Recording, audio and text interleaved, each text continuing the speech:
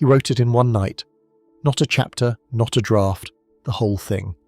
Sitting in a rented room in Romania, 21 years old, while a storm moved over the city outside and the walls sweated with autumn cold, Emil Cioran wrote a book that was, by every reasonable measure, a book that should not exist. Not because it was dangerous exactly, not because it was heretical or immoral or the kind of thing that gets burned, but because books are supposed to be arguments. They are supposed to go somewhere. They are supposed to begin with a problem and move, however imperfectly, towards something resembling resolution. That is the contract. That is what separates a book from a scream. Cioran violated the contract. What he produced that night, what he would eventually publish under the title Per culmile disperare, which translates with a terrible precision as On the Heights of Despair, was not an argument. It was an experience, a philosophical experience, yes, dense with ideas, saturated with thinkers he had consumed and half digested. But underneath all of that, it was something rawer, something that philosophy, in its more dignified form, tends to avoid. It was the written record of a mind that had looked directly at certain things and found it could not look away. What things? The fact that you will die. The fact that the people you love will die. The fact that everything you have built, everything any human being has ever built, will eventually be reduced to nothing. The fact that the universe is indifferent to your suffering. The fact that consciousness, the very thing that makes you a person rather than a process, is both the greatest gift and the most pitiless curse ever bestowed on a living thing. These are not new observations. Every philosopher worth the name has circled them. Every religion was built in part as a response to them. Every culture has developed its elaborate, beautiful, fragile systems for making them bearable. Cioran refused bearable. That is what makes him singular. Not the observations, not the conclusions, the refusal, the insistence on staying inside the problem rather than engineering an exit, the willingness to write from the interior of despair rather than about it from a safe academic distance, with footnotes and methodologies and the comforting suggestion that the problem has been properly framed. He was not properly framed.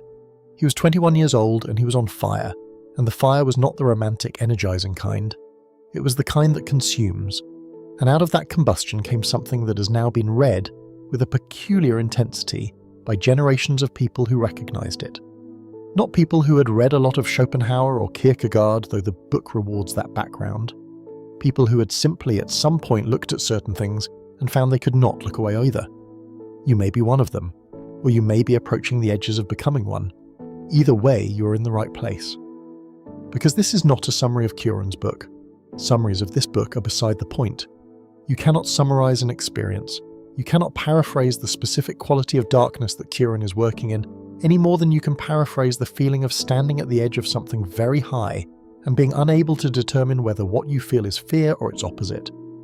What we are going to do, instead, is trace the book's central question, the question that organizes everything else, the question Cioran kept returning to across 60 pages of furious, exhausted, luminous prose, and follow it to wherever it goes. The question is this: what do you do with a life that feels, on its most honest examination, absurd? Not meaningless. Absurd. There is a difference, a crucial, vertiginous difference, and Cioran understood it with a precision that he could not quite transform into peace. Meaningless implies there is a standard of meaning against which the thing has been measured and found wanting. Absurd is something else. Absurd is what you get when the architecture of the question itself collapses, when you ask what is the point and discover that the question has no stable ground to stand on, that the question is made of the same material as the problem. That is where On the Heights of Despair begins, not with an argument, with a temperature. And the temperature is something you may have felt if you have ever lain awake at 3 a.m, not with a specific fear, not with a problem you could name and therefore solve, but with the sheer fact of your own existence pressing against you from the inside like something trying to get out. That feeling, that specific, wordless 3 a.m. pressure is where Cioran lived. Not occasionally. Chronically. He called his condition a form of insomnia, not of the body but of the soul, a wakefulness that could not be sedated by any of the usual remedies. Not faith, not reason, not love, though he pursued it, not philosophy, though he devoured it. Nothing put the wakefulness to sleep. And so he did something almost no one does with that condition. He took it seriously as a form of knowledge. He treated his despair not as a symptom to be treated, but as an instrument to be played. He asked, What does the world look like from here, from this height, from this terrible clarity? What can be seen from the heights of despair that cannot be seen from anywhere more comfortable? The answer, across 60 incandescent pages, is almost everything. Sit with that for a moment. Almost everything. Because that is the paradox that this book is built on. The paradox that makes it something other than a monument to self-pity. Something other than an elegant suicide note or a philosophical performance of suffering. The paradox is this. The highest clarity about the human condition may be available only from its lowest point. And if that's true, if that is even partially, provisionally, uncomfortably true, then despair is not the opposite of wisdom. It may be the door. 3 a.m. is its own country. It has its own geography, the particular flatness of the ceiling, the specific weight of a room when everyone else in the building is asleep, the way silence at 3 has a different texture than silence at noon. It has its own climate, a coldness that is not temperature, a darkness that persists even when the light is on, and it has its own epistemology, a way of knowing things that daylight makes unavailable. Cioran understood this in his body before he understood it in his mind. He suffered from catastrophic insomnia throughout his youth. Not the sleeplessness of anxiety, not the restlessness of an overactive schedule, but a deep structural inability to lose consciousness, a refusal or an incapacity that he could not will away. And what happened in those hours, in that forced wakefulness, was something he came to regard not as deprivation, but as education.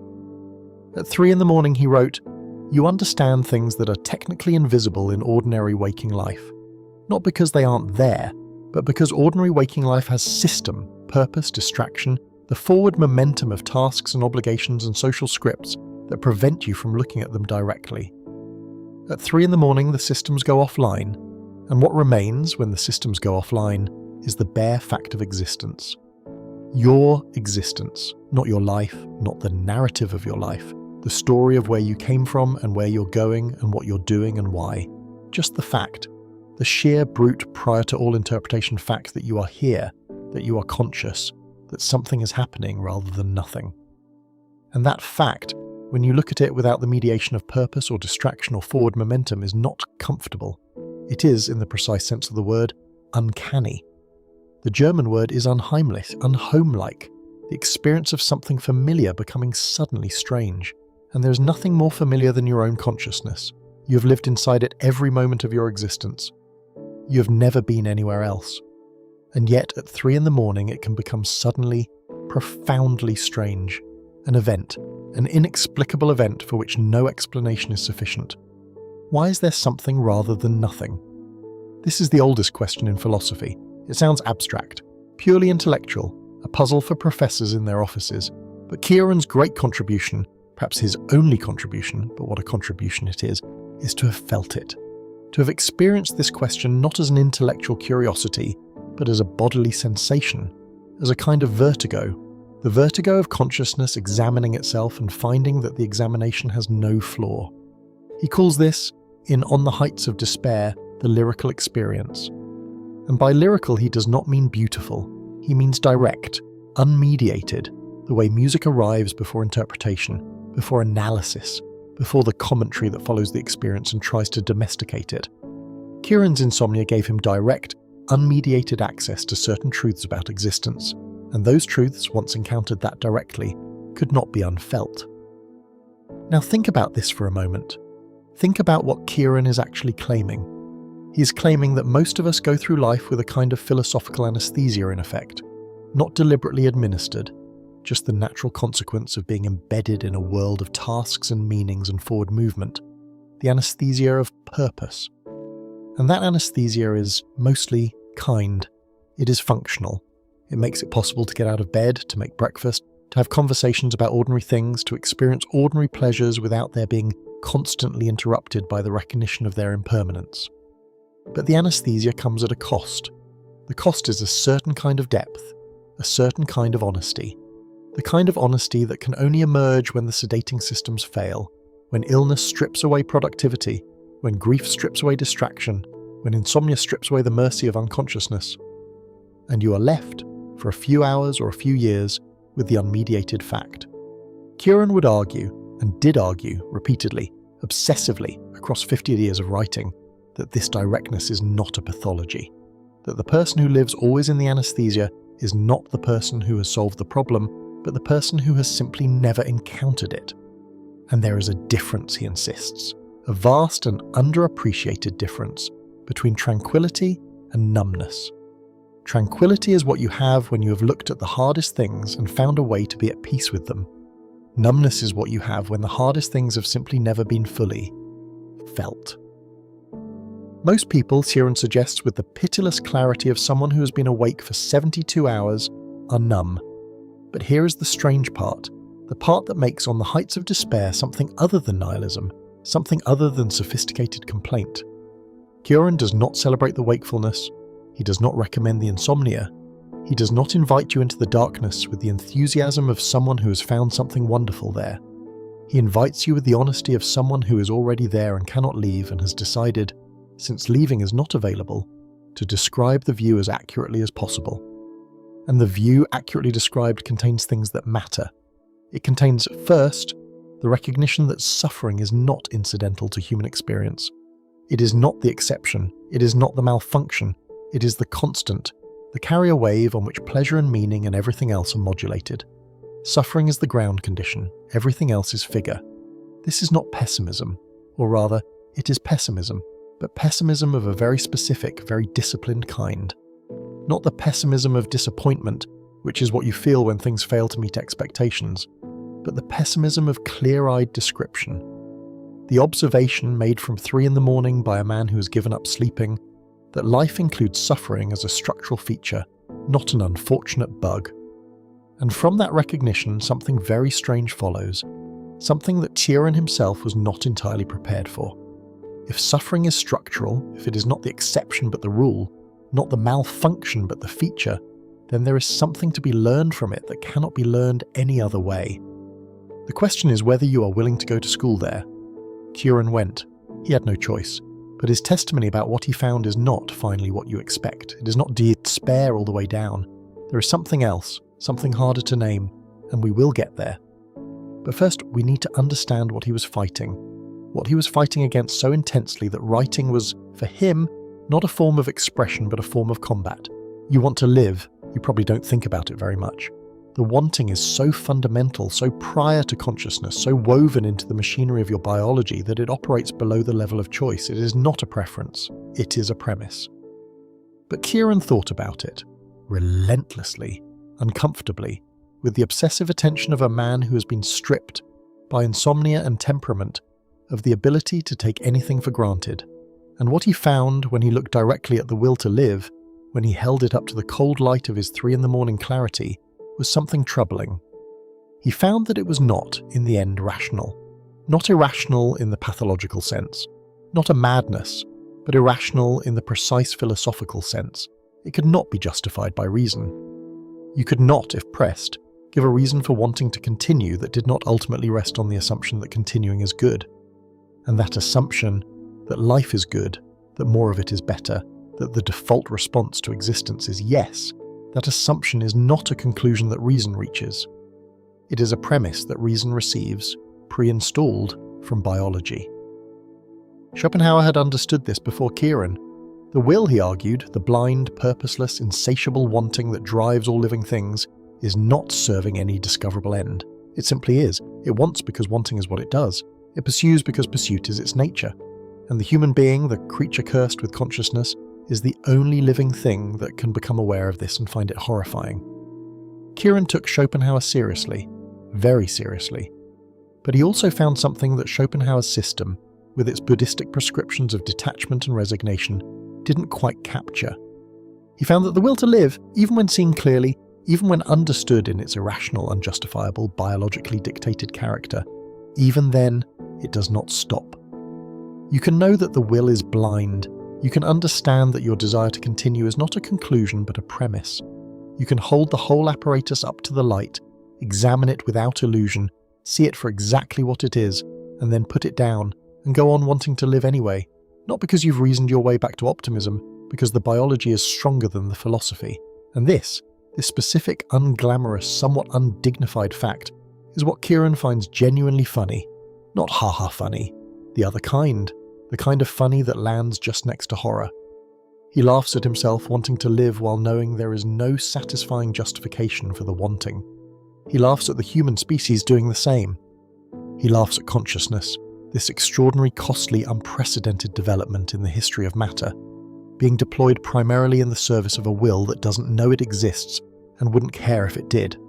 This is not nihilism. Nihilism is a position, a philosophical stance, a conclusion. Cioran is not concluding, he is observing. And the observation is different from the conclusion because it does not close anything off. It leaves everything excruciatingly open. What do you do with a life that feels, on its most honest examination, absurd? We asked that question at the beginning. Now we can feel the weight of what makes it hard. You cannot think your way to a satisfying answer. Not because the thinkers haven't tried, they have prodigiously for millennia, but because the question is not, at its root, an intellectual question. It is a felt question, and felt questions require felt answers, and felt answers are precisely what the philosophical tradition, with its commitment to rigour and consistency and the systematic exclusion of the merely personal, is least equipped to provide. Cioran knew this. It is why he wrote in fragments rather than systems. It is why his prose is closer to poetry than to argument. Not because he was undisciplined, he was ferociously disciplined, but because he understood that the territory he was mapping did not yield to systematic treatment. The territory was consciousness examining itself. And consciousness examining itself has a problem that makes the cartography extremely difficult. The map is made of the same material as the territory. When you think about your own thinking, you are using the very instrument whose reliability is in question. When you feel your way toward the truth of your situation, you are using feelings that are themselves part of the situation. There is no external vantage point, no Archimedean lever, no position outside yourself from which to gain the purchase that certainty requires. This is the epistemological abyss that Cioran stood at the edge of for the entirety of his youth, and what he found there, what the book read carefully reveals in fragments and glimpses, is not a solution. It is something stranger. It is a different relationship to the abyss. Not acceptance exactly, not resignation. Not the serene Buddhist detachment that Schopenhauer admired, but could not himself quite achieve. Something more volatile than that. More honest, more contingent. Something that looks, if you squint at it from a certain angle, almost like freedom. There is a secret that pain keeps, and that comfort cannot access. This is not a romantic claim. It is not the self-justifying story of someone who has suffered and wants to believe it was worth something. It is a structural observation, one that Cioran makes with a precision that is, under the circumstances, almost cruel. The observation is this. Most of what we know about being human, we learned when things were wrong. Not what we know about the world. The world's laws are learned in neutral conditions, in laboratories, in libraries, in the careful iterative process of scientific inquiry.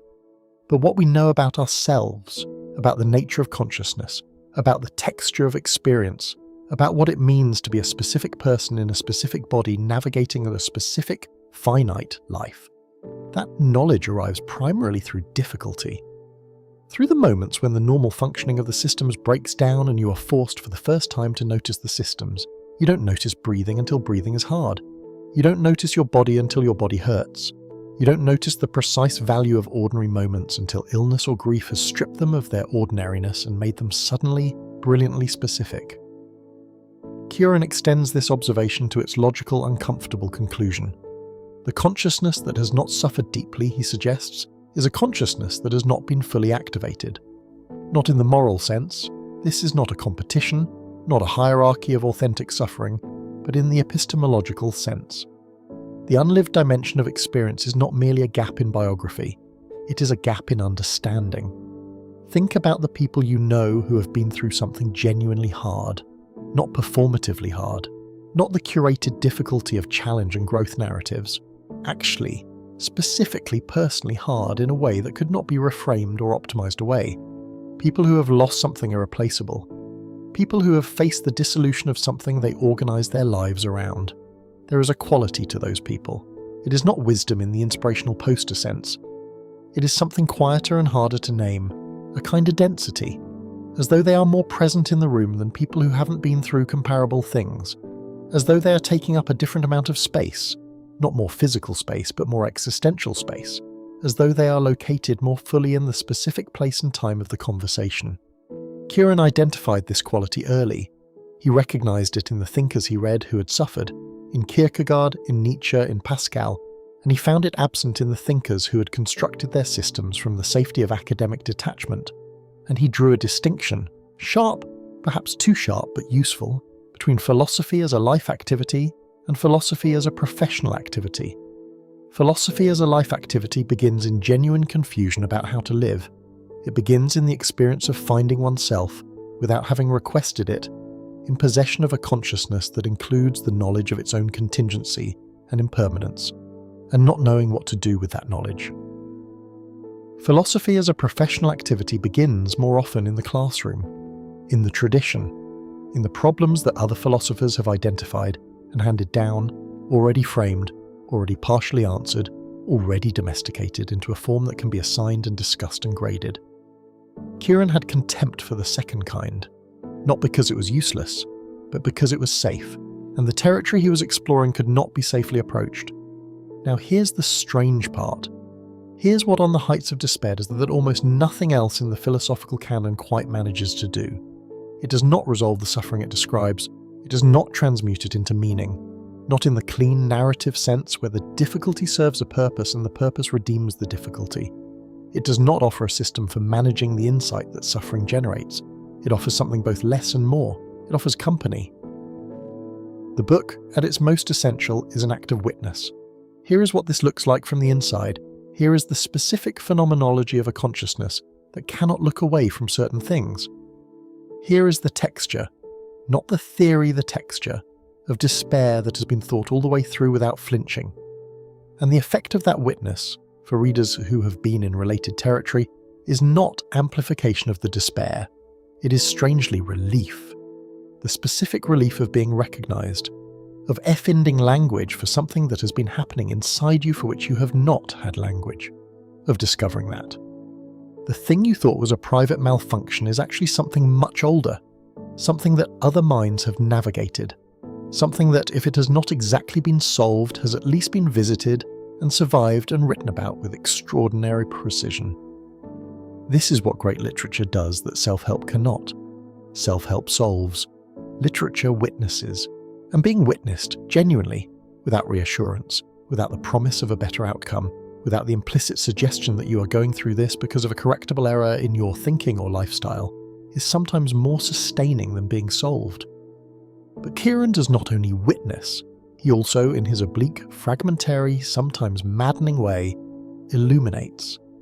He shows you something about the structure of the difficulty that changes your relationship to it, not by explaining it away, by making it more precise, because vague suffering is more consuming than precise suffering. A pain you cannot locate fills the whole room. A pain you can locate, even if you cannot remove it, occupies a specific place. And a specific place has edges, and edges, however painful, are a form of containment. The heights of despair have edges. That is what the title, if you hear it correctly, is actually saying.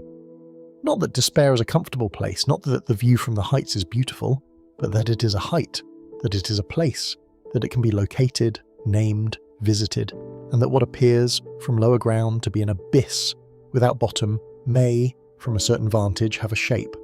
Pain lives in the body before it lives in the mind. This sounds obvious.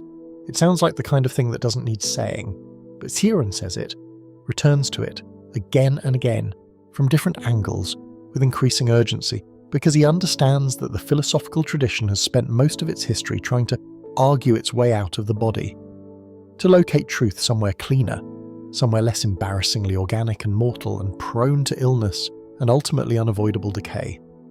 Descartes have famously tried to establish the thinking mind as the bedrock of certainty, and the body as something the thinking mind was unfortunately attached to.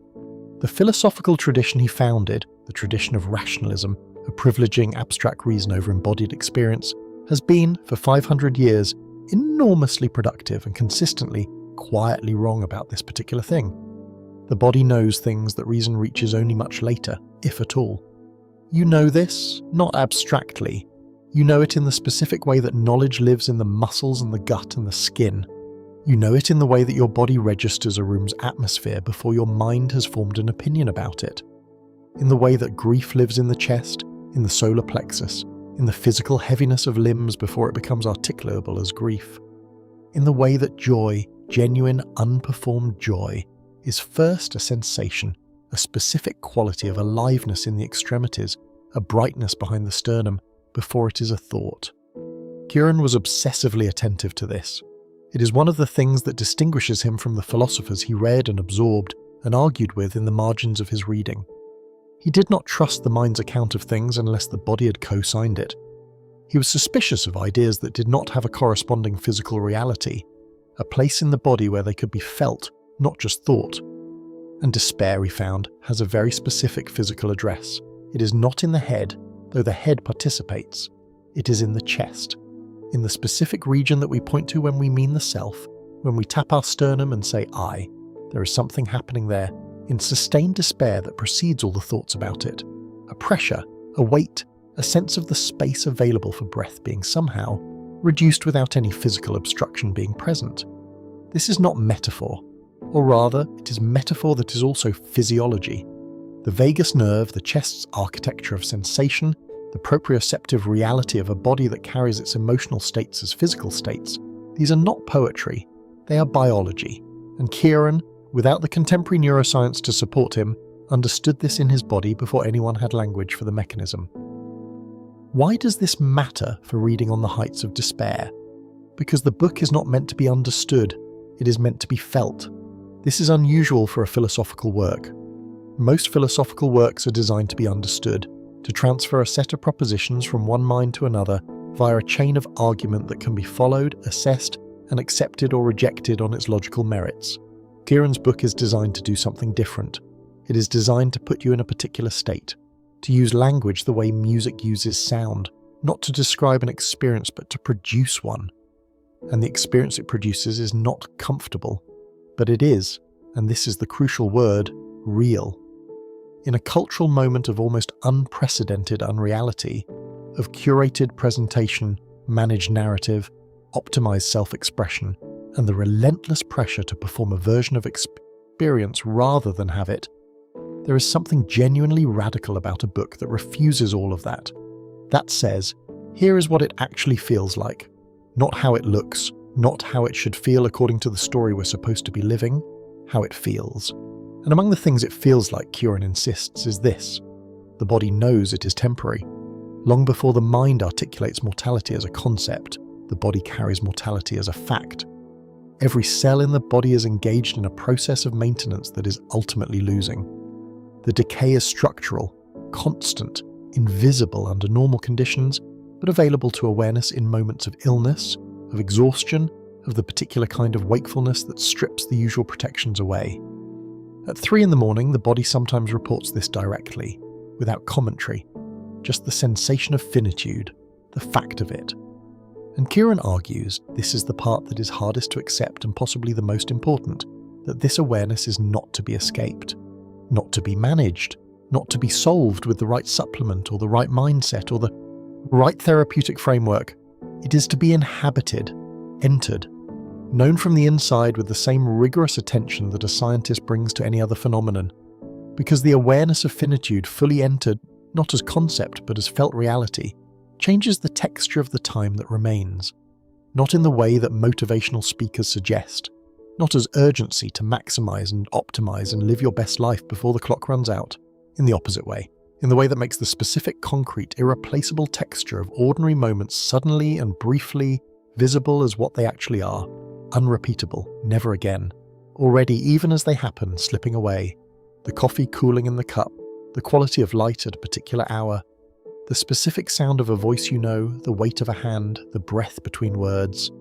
These things are not enhanced by the denial of mortality.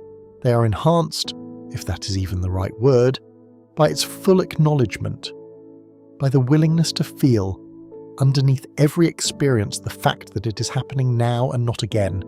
That is the strange gift that Cioran wraps in the most unwelcoming packaging he can find. Not because he wants to make you suffer, but because he cannot find a way to offer it that doesn't include the suffering. They are, he insists, the same thing. The gift and the cost are not separable. Cioran tried everything. This is not a figure of speech. He tried, with genuine effort and genuine desperation every available exit from the condition he was in, every philosophical tradition that offered relief, every spiritual practice that promised transformation, every mode of living that claimed to make the fundamental absurdity of existence manageable. He tried faith. He was drawn to mysticism, to the ecstatic traditions, to the Christian mystics, to the Eastern Orthodox saints, to anyone who claimed to have found through religious experience a ground of meaning that transcended the meaninglessness. And he found something there. Genuine flickers, moments that he could not explain by his own philosophy. He never denied them, but he could not stay. Not because he lacked sincerity, because he lacked the capacity to sustain belief in the face of what he knew. Every time the mystical light faded, and it always followed, the same darkness was waiting. Not a greater darkness for having glimpsed the light, just the original darkness, unchanged, patient, indifferent to his brief excursions away from it. He tried love. He was capable of it, sometimes overwhelmingly so, in the way of people whose emotional life has not been managed down to a sustainable level. He fell, he attached. He found in the presence of certain people a temporary remission of the condition. Not a cure, a remission. And remission is not recovery. And its end, when it came, was not neutral. Each ending confirmed what he had suspected, that connection, however real, however genuinely nourishing, cannot bear the full weight of what a consciousness needs it to bear when it is asking it to justify existence. He tried music. He was serious about it, played piano, considered a career in it, found in the discipline and the beauty of music something that came closer than almost anything else to making the condition bearable. Music, he said, makes the world's suffering audible. It does not solve it. It transforms it into beauty in the most literal sense. It takes raw pain and reconfigures it into something that can be heard and, in hearing, shared. But music ends. He tried writing, and here he found something different from the other exits. Not because writing solved the problem, it didn't. He was clear about that throughout his life, with a characteristic directness that makes his admirers slightly uncomfortable. Writing did not make the despair less. Sometimes it made it more, because the act of articulating something, of making it precise, is also the act of confirming it, of establishing it as real. But writing, unlike the other exits, did not pretend to be an exit. This is the crucial distinction. Every other attempt, faith, love, music, the routines of daily life, involved, somewhere in the architecture, a claim. The implicit or explicit promise that this path, if followed faithfully, would lead to somewhere other than where he already was, somewhere better, a higher ground, a resolution. Writing offered no such promise. Writing said only, here is what is true, here is what is happening, here is the thing as precisely as language can render it. And that and nothing more. And that and nothing more turned out to be, if not sufficient, at least honest. And honesty, the specific, undecorated, outcome-neutral honesty of accurate description, was something Cioran needed more than resolution. But this raises the hardest question in the book, the one that Cioran approaches and retreats from and approaches again across the 60 pages of On the Heights of Despair without ever quite landing on an answer. If every exit fails, if faith doesn't hold, if love doesn't last, if even the most rigorous philosophy can only describe the condition rather than dissolve it, then what remains? He does not say nothing. He says something much stranger and more interesting. He says, the question itself, the fact that you are asking, the fact that consciousness, in its specifically human form, generates this question and cannot rest until it is answered, even knowing that no answer will be satisfactory. That fact is itself a form of vitality, a specific, uncomfortable, irreducible form of being alive. The philosopher Albert Camus, who would develop related ideas a decade after Cioran, called this revolt, the refusal to accept any false resolution, the insistence on living fully inside the contradiction, inside the gap between what consciousness demands and what the universe provides, without collapsing the gap through either despair's exit of suicide or complacency's exit of distraction. Cioran is close to this, but not identical. He is less systematic than Camus, less interested in the political and collective dimensions of absurdity, more purely interior, more viscerally personal, and his version of revolt is less heroic, less the defiant fist raised against the indifferent sky, more the exhausted return to the desk at 4 a.m. to write another page because there is nothing else to do. But the return, that is everything. Every morning that Cioran got up, after the insomnia, after the despair, after the relentless examination of the reasons why continuing made no rational sense, he got up. He made coffee. He went to his desk. He wrote. Not because he had found an answer, not because the condition had resolved, not because he had successfully argued himself back into the will to live, because the will to live does not wait for arguments. And there is, in that fact, that bare, biological, philosophically unjustifiable fact, something that Cioran never quite names, but that the book in its entirety enacts, something very close to grace. Here is something they will not tell you in any self-help book. The most original thinking in human history has emerged disproportionately from minds in terrible conditions, not because suffering is good, not because it is necessary, not because the romantic myth of the tortured genius is anything other than a myth, and a harmful one at that, but because something happens to thinking when the usual supports are removed, or when the normal reasons not to ask hard questions are stripped away, that doesn't happen in comfort. The question is what exactly happens? And Cioran's book is one of the most articulate records we have of the answer. What happens is this: the thinking becomes necessary, urgently, physically, existentially necessary, in the way that breathing is necessary, in the way that water is necessary, not an intellectual exercise, not a performance of depth, an actual need. The need to make sense of what is happening, even knowing that complete sense cannot be made. Because the alternative, the wordless, unmediated experience of it, without the partial structure that language provides, is worse. Pascal, writing from a different century and a different kind of anguish, described something similar. The thinking reed, le roseau pensant, the image of the human being as weak, as crushable, as cosmically insignificant, but possessed of one thing that the universe, for all its vastness, lacks: the knowledge of its own situation. The reed that knows it is being crushed is more than the force that crushes it. Cioran takes this idea and does something with it that Pascal, bound by his faith, could not quite do. He strips it of the consolation. He refuses to let the dignity of consciousness redeem the indignity of the condition. And what he finds, in that stripped-down, consolation-free territory, is not despair deepened, but despair made productive. The productivity is specific.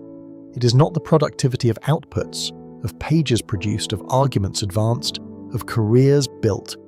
It is the productivity of perception, the insight generated by a consciousness that has been refused its usual comforts and has had to learn to survive without them.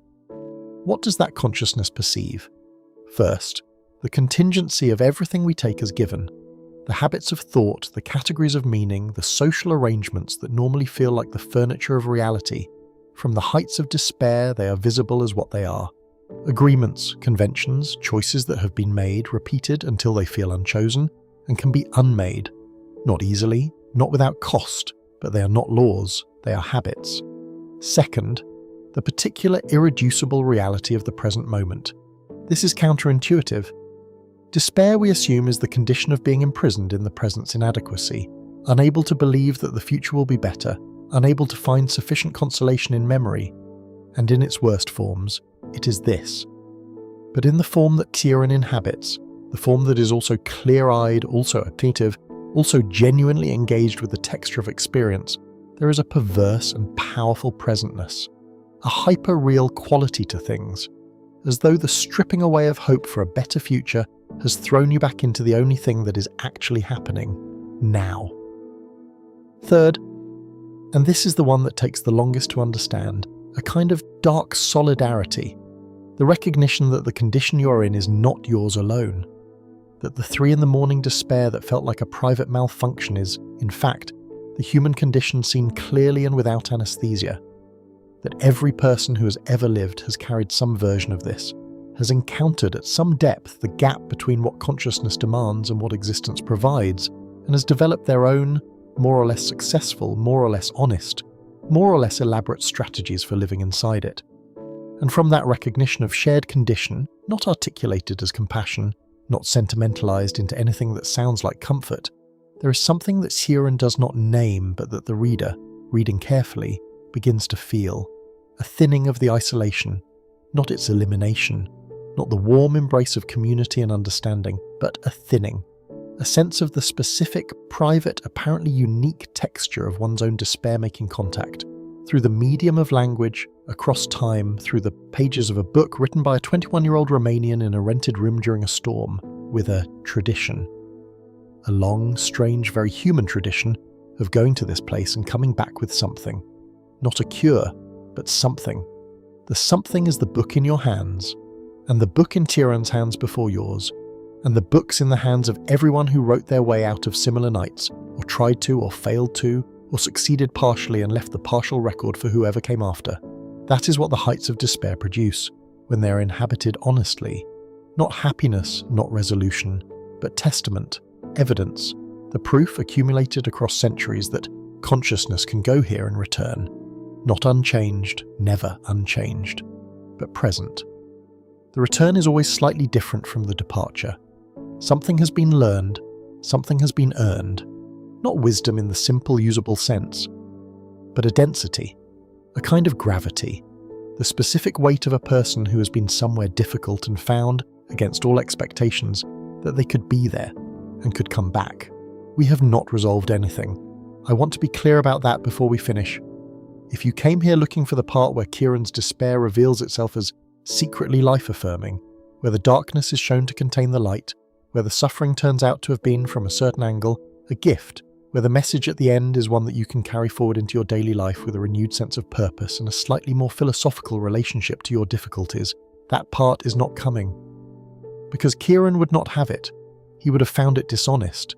He would have found it, his favourite word for the kind of philosophical work that provides premature comfort, decadent.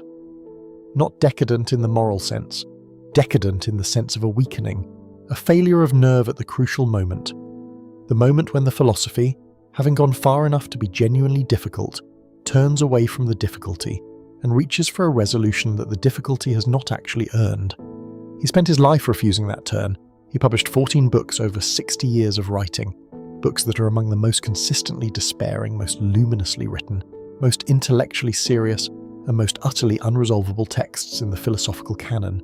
He wrote in French, having abandoned Romanian as too intimate, too close to the feelings he needed distance from to articulate.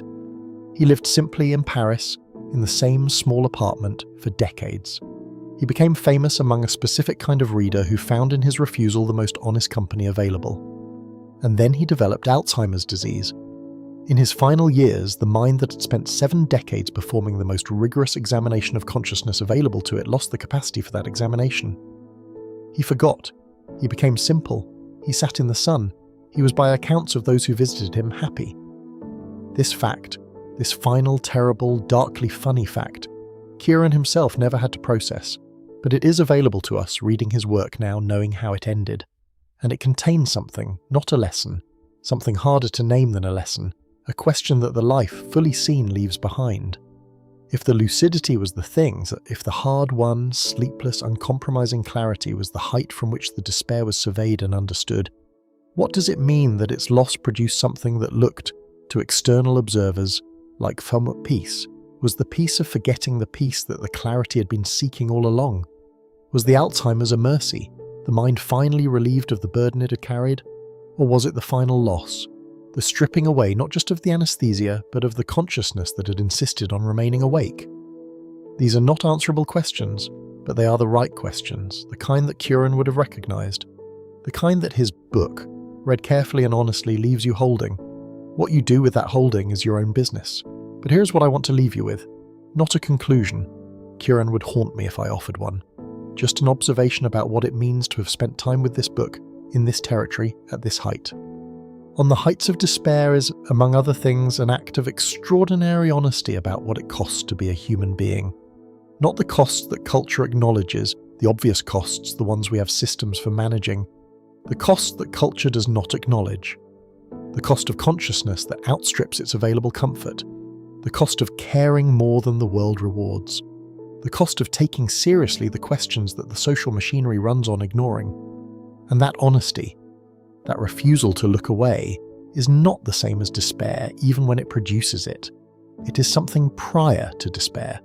Something that despair in its worst forms participates in but does not exhaust. It is a tension, the oldest and rarest and most radical form of respect you can pay to the fact of existence. Cioran paid it, ferociously, at great personal cost. And what he left behind is not a guide to anything. It is the record of a specific kind of attention, brought to the most difficult objects available, sustained without flinching for a lifetime, producing not happiness and not its opposite, but something that sits between and beyond both of them. It sits in the body, the way all real knowledge does. In the chest, in the specific place that you touch when you mean yourself. It feels, if you let it, like being fully in contact with your own existence, not against your will, not despite the difficulty, because of it. That is what the heights of despair have to offer, not the view from somewhere better, the view from exactly here. And here, this specific, finite, difficult, irreplaceable here, turns out to be, if you look at it long enough with enough honesty, almost unbearably beautiful. Almost. The almost is Cioran's. He would not let me take it away, and he would be right.